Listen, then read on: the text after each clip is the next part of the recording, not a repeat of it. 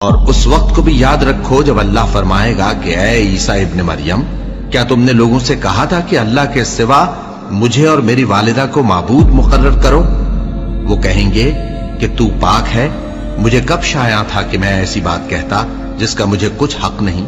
اگر میں نے ایسا کہا ہوگا تو تجھ کو معلوم ہوگا، کیونکہ جو بات میرے جی میں ہے تو اسے جانتا ہے، اور جو تیرے جی میں ہے اسے میں نہیں جانتا۔ بے شک تو علام الغیوب ہے۔ میں نے ان سے کچھ نہیں کہا بجز اس کے جس کا تو نے مجھے حکم دیا، وہ یہ کہ تم اللہ کی عبادت کرو جو میرا اور تمہارا سب کا پروردگار ہے، اور جب تک میں ان میں رہا ان کے حالات کی خبر رکھتا رہا۔ پھر جب تو نے مجھے دنیا سے اٹھا لیا تو تو ہی ان کا نگراں تھا، اور تو ہر چیز سے خبردار ہے۔